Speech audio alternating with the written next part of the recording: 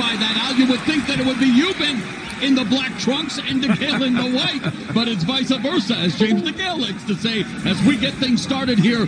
Again, no love lost between these two, but all of that aside, a quintessential crossroads contest. DeGale said if he cannot beat Eubank, he will retire. Eubank looking for his signature victory. Eubank Jr. would like to use smart pressure, as he said it, to try and get after James DeGale, and we'll see if he can do that. DeGale fighting from the southpaw stance, and of course one of the two losses came against Billy Joe Saunders, a fellow southpaw that Eubank suffered, but against George Groves he was simply outclassed.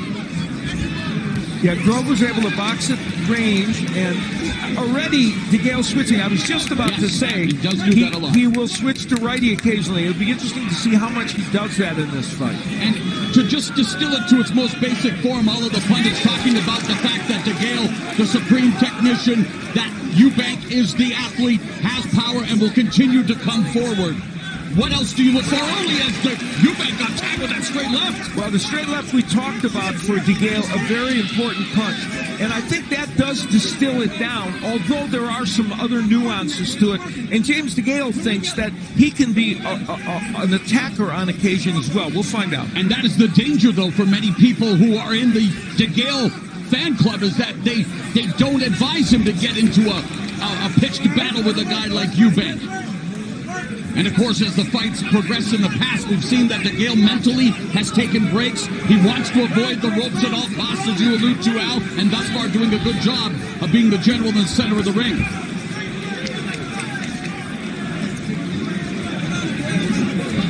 Final minute of the opening round. Neither man has really used the jab that much. We would expect DeGale to use it a little more.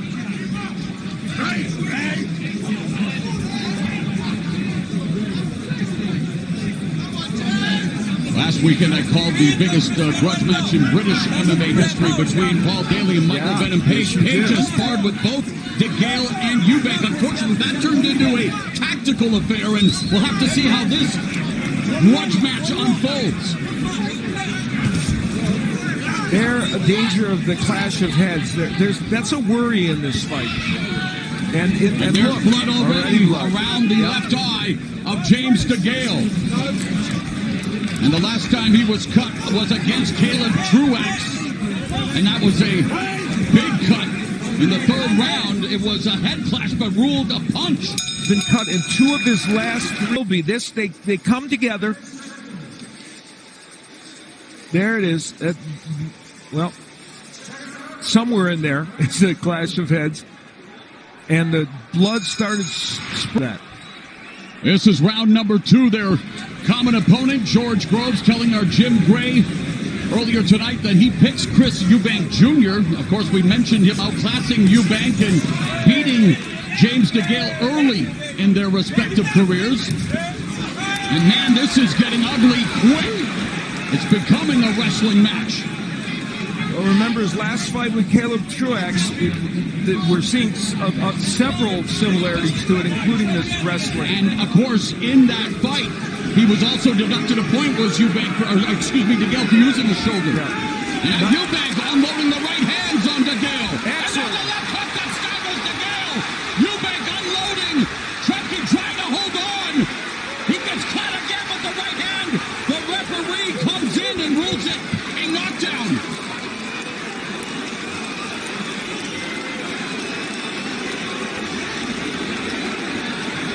The second time in his career that DeGale has been ruled down.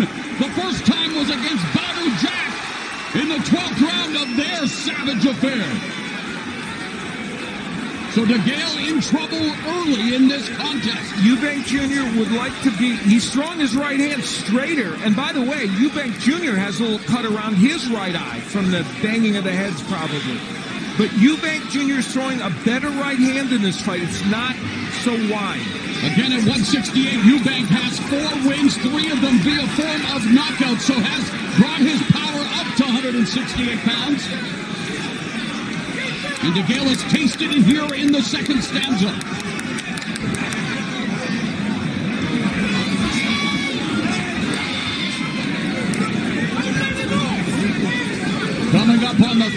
3rd minute of the 2nd round. DeGale now just content to clinch, trying to perhaps regain his faculties now as he's being overwhelmed by Eubank. Well, it's the pressure of Eubank that they thought would be effective. DeGale has switched to righty on a couple of occasions, but not effectively.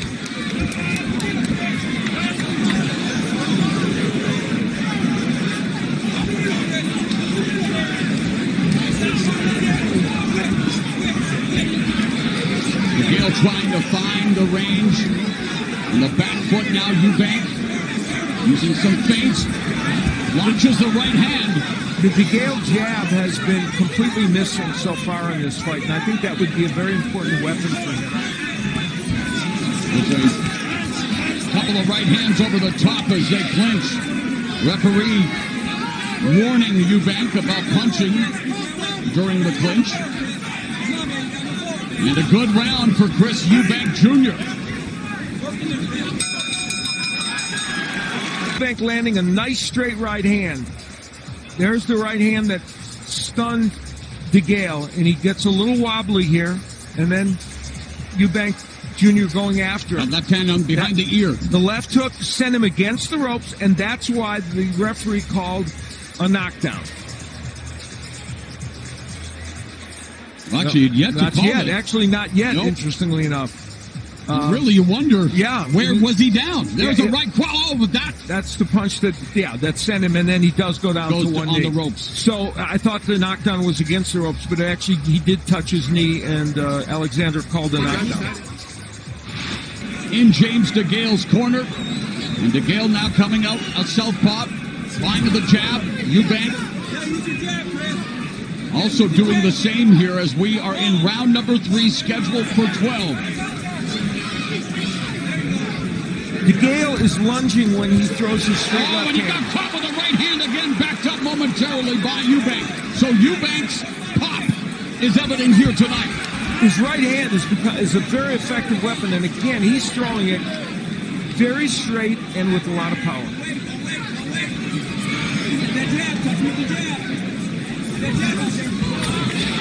DeGale trying to land the jab, gets out of range of the Eubank jab.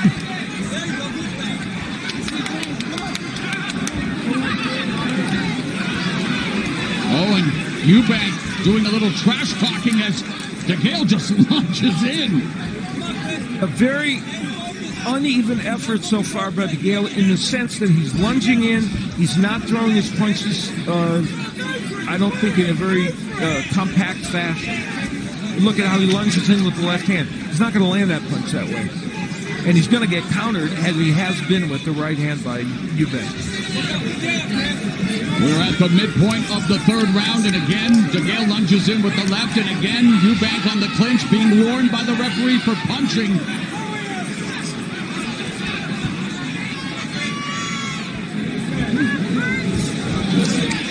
And of course, Eubank Jr. also punched slightly over the right eye, but that has been a less of a, not quite as dramatic as DeGale's cut.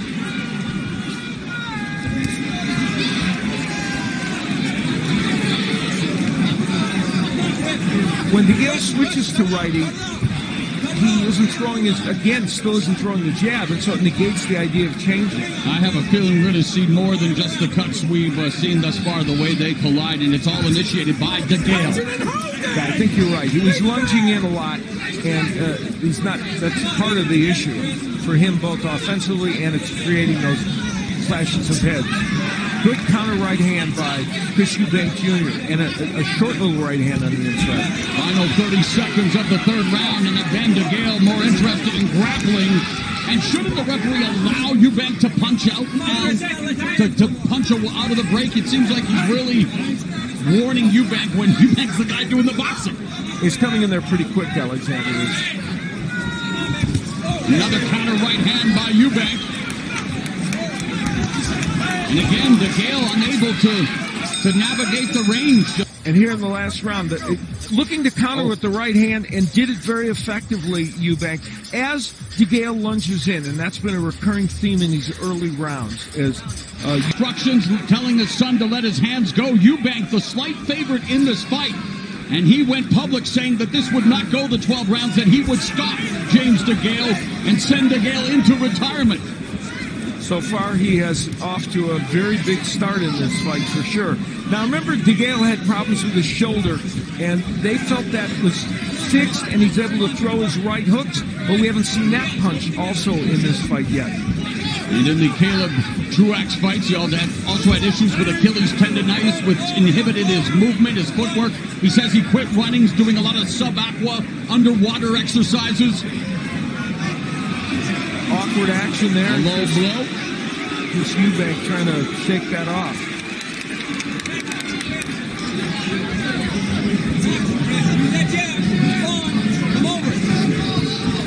So we've seen DeGale move and now trying to establish combinations, but unable to really put together anything effectively on. He continues to just lean in and lunge in.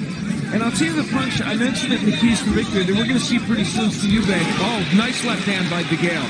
Best punch of the fight for him. We will see the Eubank uppercut if DeGale continues to do this. But that was a nice straight left by DeGale. And clinching as Eubank throwing right hands to the body. Jab by DeGale. Interestingly, this pace in this round favors DeGale because Eubank Jr. not putting on a lot of pressure and giving DeGale a chance to kind of initiate some action. Halfway through round 4. Jab by DeGale, so DeGale trying to establish the jab again before closing the gap instantly, smothering his own offense. Subtle differences in this round. I'm not saying it's a dramatic difference, but DeGale has steadied himself a bit in this round, and Eubank Jr. has been unable to land that right hand or counter him effectively. Lead left hook just missed for DeGale. But DeGale mugging Eubank. Under a minute now remaining in the 4th frame.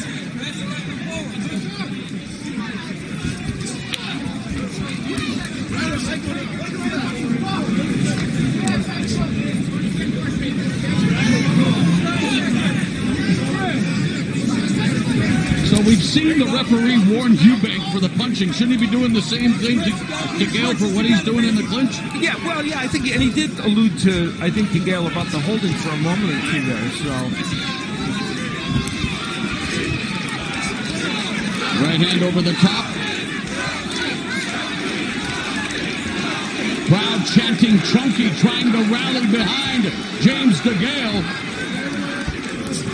There's a right cross by Eubank on the brakes. DeGale on the ropes. Right hand clips. Another right hand lands for Eubank. Chris Eubank had to take a moment or two. Yeah, that one definitely landing below the belt line and making Eubank Jr. wince. DeGale did have some good moments in that round in which he landed a straight left hand. That was the best punch he's thrown probably in this fight.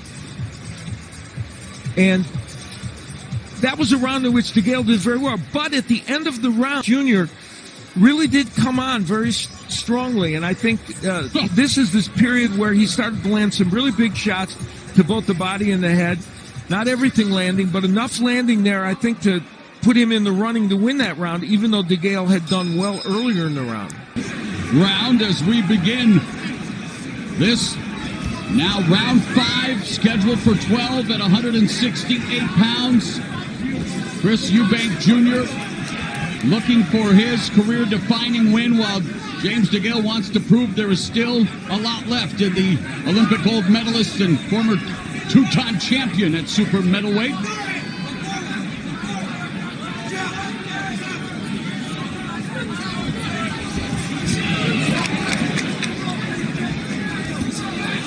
Our unofficial score tonight is Mr. Al Bernstein, and he has Eubank ahead by 2 points. Yeah, and at the last round even, I really thought that was as close as you can get. Straight left hand lands for DeGale.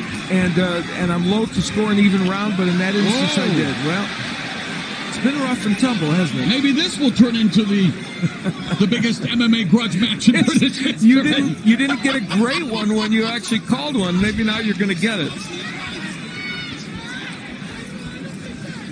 This pace is actually better for James DeGale, even though we're not sure he's winning rounds here, because Eubank hasn't been able to attack as much as he wants, but DeGale hasn't necessarily been able to take advantage of this pace. And now again back to righty DeGale. And when he does that, when he jabs, shows hooks as a righty, he's effective, but he doesn't stay in that posture long enough. Now you're right. Going back to round 4 and 6, it looks like DeGale, with his rough and tumble affair, is muting the offense of Chris Eubank Jr. Yeah, a little bit. And Eubank Jr. is not throwing enough volume, I don't think, overall. They would like more volume from him. The left hook. Another left hook clips James DeGale. What we have learned, though, so far in this fight is that Eubank is able to hurt DeGale, and we haven't seen DeGale hurt Eubank at all. Final minute of the 5th. Oh. Well, DeGale ran in, Yeah, and you know, it's been the story of this fight.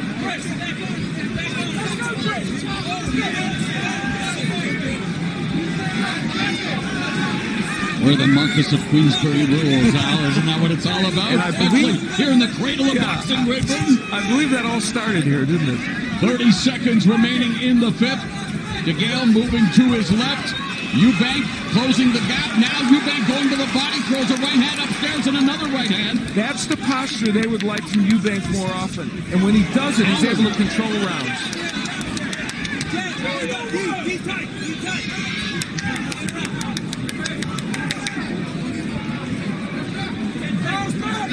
DeGale on his back foot as we go to round number 6.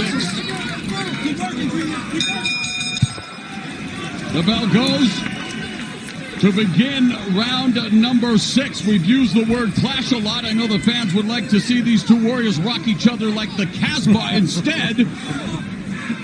And look at Eubank, continues to talk to DeGale, coming forward. You know, Jim McDonald said to DeGale, calm. You know, you've got to kind of slow things down in your mind and not be doing all this rushing in and herky-jerky action and just throw your punches. But he's unable to do that so far. When DeGale lost to George Groves early in his career, there was a hue and cry for him to replace his trainer, Jim McDonald. But DeGale is loyal. McDonald's remained in his corner. Together, they've gone on to become two-time champions at 168 pounds. There's something to be said about loyalty in this game of politics, Al, as Eubank lands a short right hand. That was a beautiful counter right hand by Eubank Jr. And when and that's, to me, one of the headlines of this fight, that he has thrown that punch short. He told us when he trained for George Groves, astonishingly, he said his main sparring partner was a 6'7" cruiserweight, which even he was incredulous at the idea. And he was throwing all those wide looping right hands. He said, maybe that was the reason. Yeah. Now there's a straight right hand again by Eubank landing. So he's throwing that punch correctly. And here in his 30th professional fight, he finally decides, I want to bring in a full-time trainer. Nate Vasquez, of course, Eubank has spent many, many days and nights at the Mayweather Boxing Gym in Las Vegas. Makes a pilgrimage there every year and spends a full month there and gets great sparring, and that's where he and Vasquez got together. And so far, that collaboration is working pretty well in the first part of this fight, I would say. And in this 6th round, Eubank Jr. has landed some very significant punches. The left misses for DeGale. And again, DeGale has just not thrown any jabs that would help set up the straight left hand. The jab lands for Eubank. Final minute, and DeGale just out of range, trying to reset. Finds himself along the ropes by utilizing that lateral movement to escape, and Eubank has to do a better job of cutting off the ring. See, all of that movement would be great if DeGale was using his jab and occasionally setting down and throwing some punches.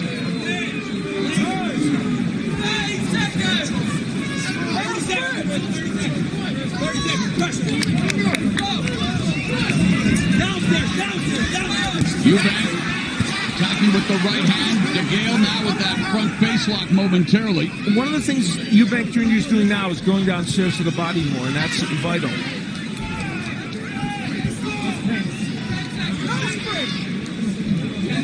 We're at the midpoint of this 12-round, 168-pound affair. Second half of this 168-pound contest begins. Chris Eubank in the white trunks, James DeGale in the black.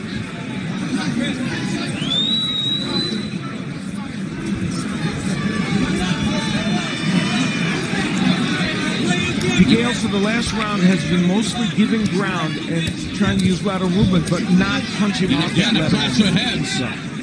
And Eubank has to try to cut off the ring somehow, Al. He has to do a better job of trying to corner DeGale. He does need to. However, not much offense as we look at my scorecard, and I have Eubank Jr. Building up a lead here in this fight. And again, some of those rounds close, so certainly could be debate about it. But and let's be fair, you're also calling the fight, so it is an unofficial scorecard. But the story here in the second half is, what would you like to see happen for each fighter in the second half? Yeah. What are the adjustments you would like to see? For James DeGale, I think the jab is vital. He's got to start using the jab, and then the straight left hand can come behind it. He has not used that punch. Nice right hook there. Left hook from the right-handed stance. For Eubank, I think they want him to attack a little earlier in rounds than he's been doing, and when he does that, he's very effective. And DeGale uses the jab, went to the body, and then upstairs with the left hand. Midpoint of round number 7. Counter right hand by Eubank. And Eubank, just in order to get have an uptick in offense. Oh, and DeGale stumbles forward. Hits the canvas, but that was a slip and not a knockdown.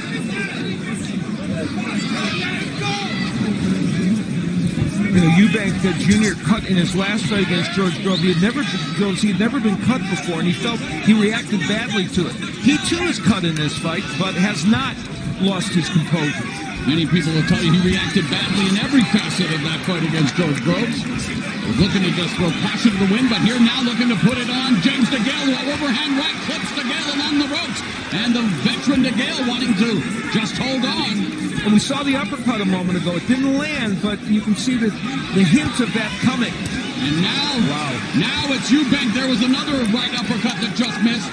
Eubank able to close the gap. DeGale ducks his head, misses that sweeping right hand, eats the jab, right hand over the top, left hook by Eubank.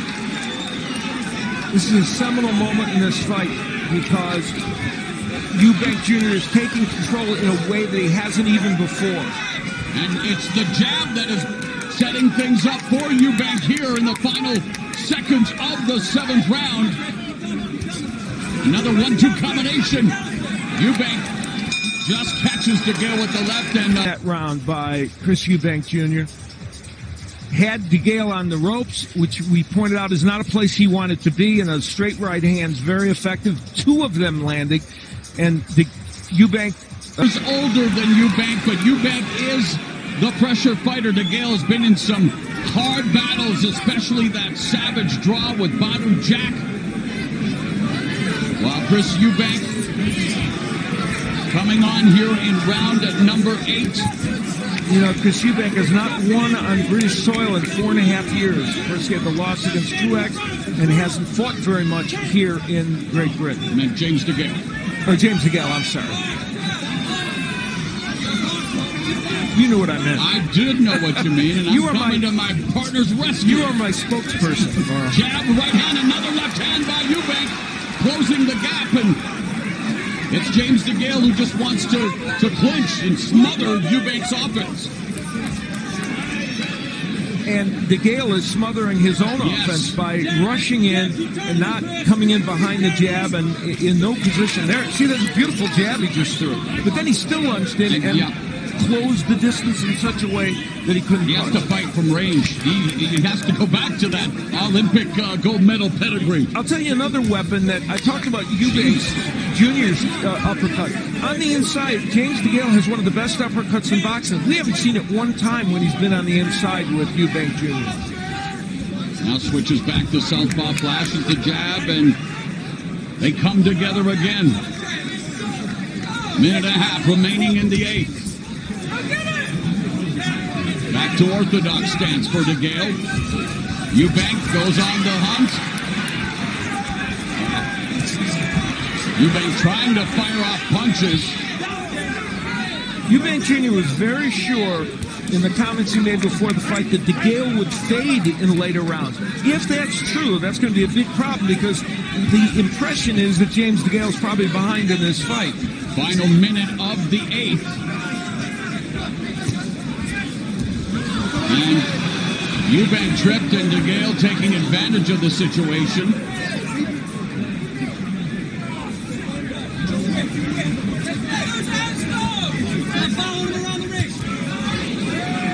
And you hear Eubank's corner saying, stop following him around the ring. Yeah, Nate Vasquez wanting him to cut that ring off. He's not been able to do that effectively. However, because there hasn't been a lot of offense coming from DeGale, it still hasn't cost him.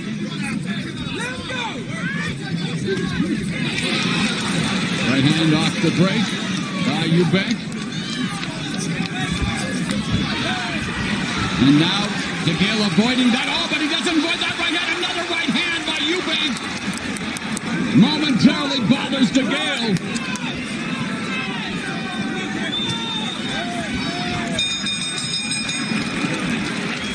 Make no mistake about that.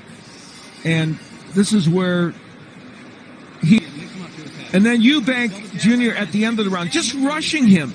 You know, just pressure from Eubank Jr. is enough to win him rounds. And when he pushes DeGale back, even rushing him. You know, Eubank Sr. told us he remembered a fight where Stevie Collins just rushed him, and he said, I couldn't set myself. I lost that fight. It was almost a subliminal message. That he's got to show him he's the boss. Well, he hasn't exactly been the boss tonight. Chris Eubank Jr. here as we begin round number 9. DeGale from the southpaw stance and just crashes into Eubank. And you know, here's the point. You reach a point in this fight where DeGale has landed only a couple of good power punches, a couple of straight left hands. That punch will not land unless you set it up with a jab, and he's not doing it. And Eubank trying to set up his offense with the jab, but it's immediately muted by the clinching. And Al Bernstein, you have Eubank running away with it. I think Eubank Jr. is winning these rounds. Good combination by Eubank. And good body work there. And Nate Vasquez had told him, if you want to load up with punches, do it to the body. And when he has punched to the body, Eubank Jr. has been effective.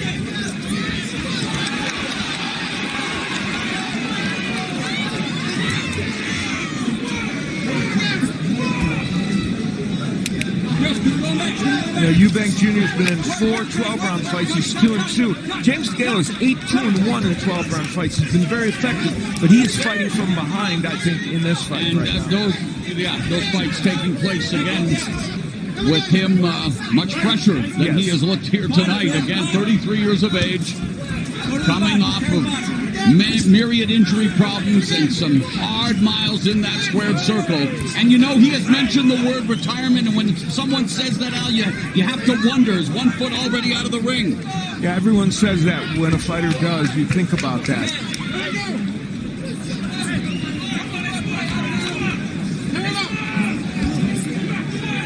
Switching to righty again, but he hasn't stayed in that stance enough during a lengthy enough time to make it work for himself, James DeGale. Coming up on the final 60 seconds as DeGale trying to cuff Eubank, but just a lot of grabbing, a lot of holding, a lot of lunging and clinching, and not very aesthetically pleasing. And traditionally in these rounds, it's been the last 45 seconds where Eubank Jr. starts to rush him and puts a punctuation mark, a point on these rounds. We'll see if he does that here.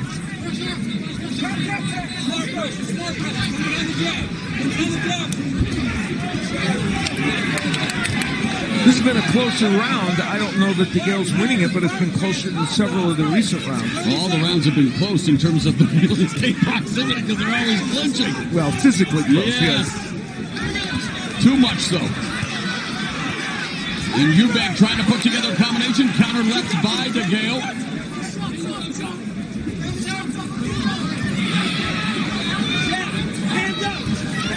Jab, right hand just misses by Eubank. Chopping right hand, and Eubank landed a right at DeGale, and Eubank picked the fresher, younger Eubank to prevail in this fight, and thus far he may be correct in his prognostication. It's still round 10 now, but you wonder just how much is left for James DeGale, and obviously the slick boxing has gone by the wayside in this fight, and it's Eubank again just bullying him. And Eubank landing the punches that are thrown. Alexander's trying to let them fight out there, and he did want to, but then he felt he had to come in. But while he was there, Eubank Jr. did some good body work. Well, George Grove, certainly no one knows these two fighters much better than he does, having, as you pointed out, having been in there with both of them. Shot jab by DeGale from a southpaw stance, but then goes to orthodox. But here in round 10, sense of urgency. You know, building. We talk about James DeGale fighting at range, and he certainly can do that. But we've seen James DeGale in other fights against Butte, against Jack, against Medina, fight very effectively on the inside. He's not even doing that tonight. No. He just wants to hold in there. Yeah. And he's letting Eubank do whatever action does happen on the inside.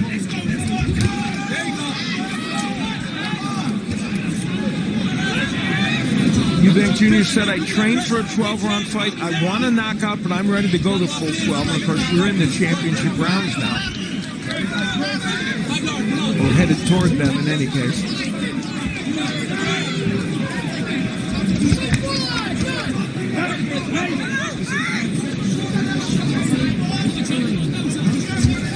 Again, the lunging left hand of DeGale. That's been a recurring theme, and that's not going to get it done. Missed with that one. Jab lands for Eubank, but doesn't follow up. Under a minute left in the 10th. DeGale coming forward, then stops. Eubank ducks underneath, lands a short left to the body. And good work in both corners, by the way, on those cuts of both men. You have to give both corner work men and cut men kudos for that. Half a minute left in the 10th. Jab by DeGale follows up with a left hand, but too close. Oh, and that left rattled DeGale, buckled his knee momentarily. And now Eubank going to the body. DeGale trying to hold on. 15 seconds left in the round. Eubank stalking DeGale. Right hand lands DeGale, desperately trying to hold on. His glove touches the canvas. He's down for the second time in the fight.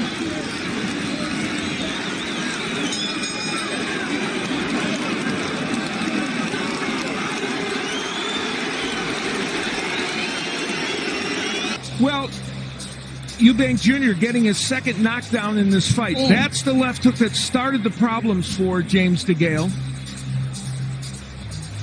Wild pursuit by Eubank. And yeah, it was, and he has been very aggressive in coming forward, and sometimes hasn't been as composed in there, making James DeGale feel what he feels, and ultimately there would be a knockdown. I guess it's hard to tell, but so it was called a knockdown. Now they believe in that corner, if I'm picking up correctly, this fight is still in doubt.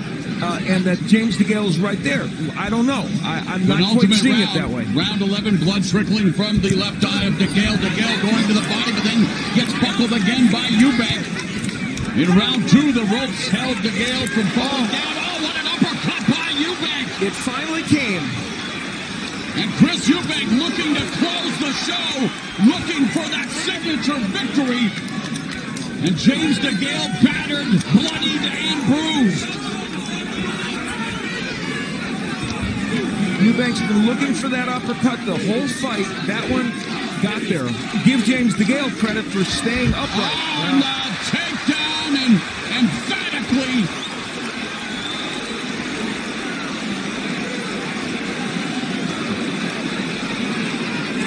And the referee is deducting the point. DeGale down in round 2, down in round 10, and here in round 11. Chris Eubank deducted a point for throwing DeGale down, spinebuster style. And, of course, the impact that has is it may negate one of those rounds that was a 10-8 round from the knockdown. Oh, and DeGale just having issues with his footwork, stumbling. Counter right hand just misses. Now the jab, and Eubank again on the hunt. And remember, this was a round in which Eubank Jr. has been doing very well. He could make this only a one-point round if he continued to move in this fashion. And now DeGale in the corner. Eubank trying to unload his offense, but a lot of clinching out. Whoa. Misses with that wild left hand, does Chris Eubank Jr. There's a left hand by DeGale. Back to orthodox.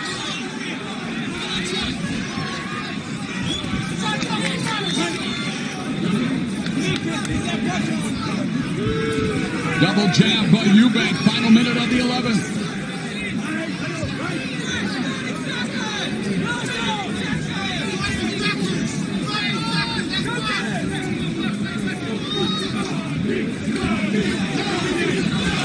Eubank has used his jab a little bit more in the last few rounds. Now there again, awkward action, and Eubank Jr. had to be very careful not to repeat what he did before. Eubank going on the attack again, but it is muted, it is thwarted by the clinching, the grabbing, the holding of James DeGale. Not a lot of offense from the former two-time 168-pound champion. Final 20 seconds of the 11th.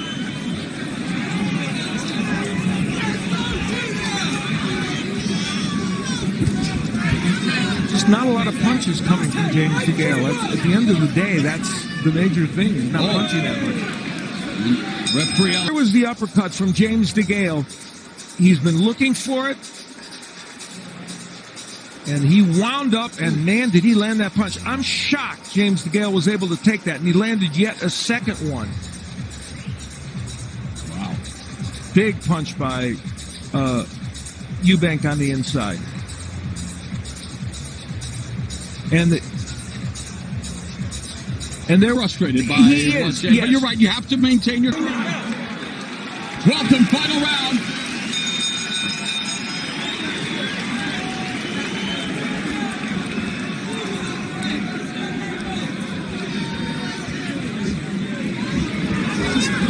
Jab, counter right hand snapped DeGale's head back.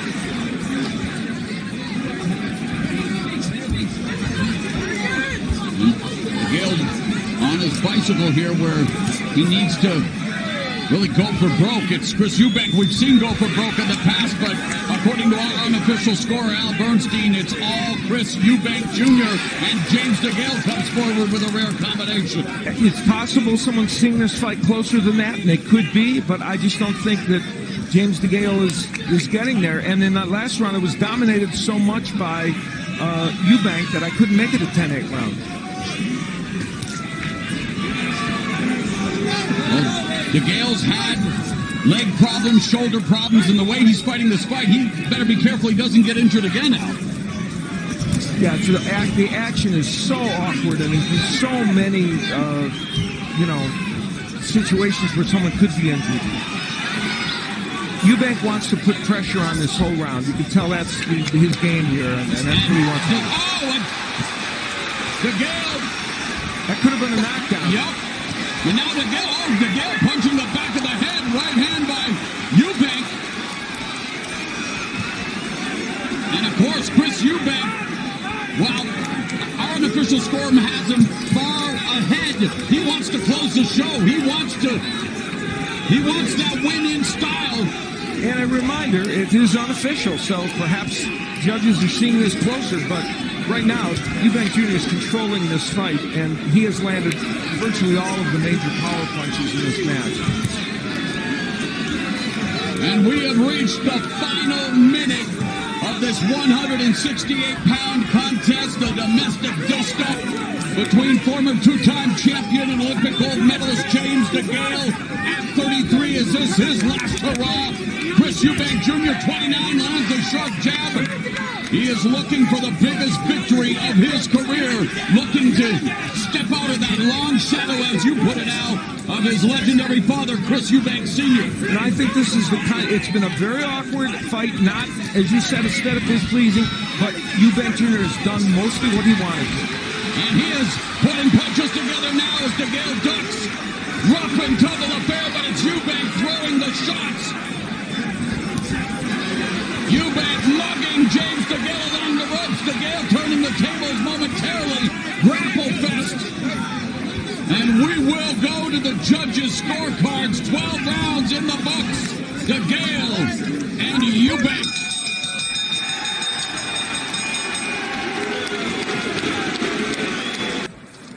hostilities. And here and you see the left hook landing, and this is a series of how he landed big power punches in that last round. 12 rounds of action. The judges are in agreement. We have a unanimous decision. Here are the score totals. Judge at ringside, Howard Foster scores the bout 114 to 112. Judge Jerome Ladd sees the bout 115 to 112. Judge Olena Pobivailo scores the bout 117 to 109. All three in favor of the winner. He is now the IBO super middleweight champion, Chris Eubank Jr.